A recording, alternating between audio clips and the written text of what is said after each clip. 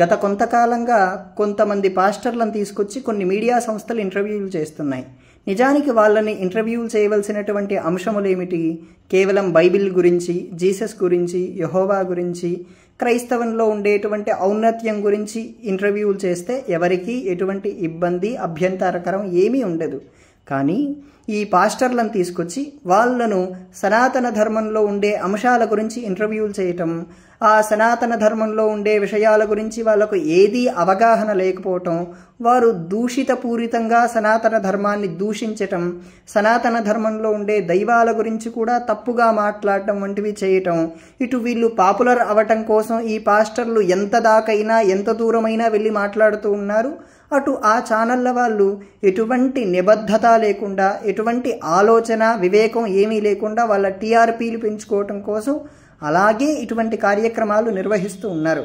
కొన్ని వెబ్సైట్స్ కానీ, కొంతమంది పిచ్చి పట్టినటువంటి పాస్టర్లు కానీ శ్రీరాముణ్ణి చాలా దూషితపూరితంగా మాట్లాడారు. అందులో ఒక పాస్టరు జోహార్ శ్రీరాముని పిచ్చి పట్టినటువంటి విధంగా మాట్లాడారు.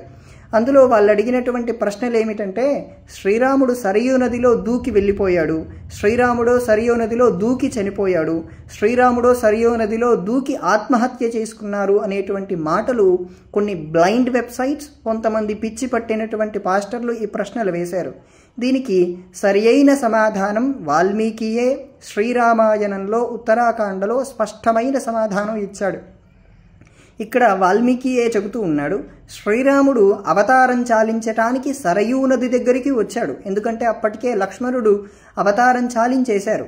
ఇక ఈయన అవతారం చాలిస్తారు అనగానే ప్రతి ఒక్కరూ అయోధ్యలో ఉండేటువంటి సూక్ష్మ క్రిమితో సహా శ్రీరాముణ్ణి అనుసరించి సరయూ నది దగ్గరికి రాగానే అంతరిక్షంలో నుంచి చూసి బ్రహ్మదేవుడు అంటున్నాడు, ఆగచ్చ విష్ణో భద్రంతే దిష్ట్యా ప్రాప్తోసి రాఘవ, విష్ణుస్వరూపుడైన రఘునందనుడా వచ్చి మీ స్వస్వరూపాన్ని స్వీకరించండి అని బ్రహ్మదేవుడు అడగగానే ఆ సరియూ నది దగ్గరే ఒక 4-5 శ్లోకాల దగ్గర పితామహ వచశ్రుత్వ వినిశ్చిత్య మహామతి వివేశ వైష్ణవం తేజ సశరీర సహానుజ అని చెప్పి శ్రీరాముడు సశరీరంతో వైకుంఠానికి వెళ్ళారు.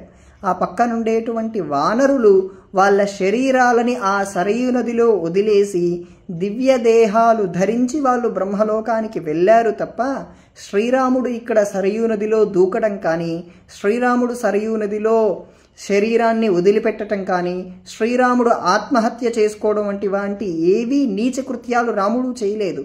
సశరీరంతో రాముడు వైకుంఠానికి వెళ్ళాడు. ఇటువంటి పిచ్చి పట్టినటువంటి పాస్టర్లను, ఇటు కంట్రోల్ తప్పినటువంటి ఛానళ్లను, ఇటు కంట్రోల్ తప్పినటువంటి బ్లైండ్ వెబ్సైట్స్ని రెస్ట్రిక్ట్ చేయకపోతే వీళ్ళందరూ సమాజానికి చాలా ప్రమాదకరంగా మారుతారు.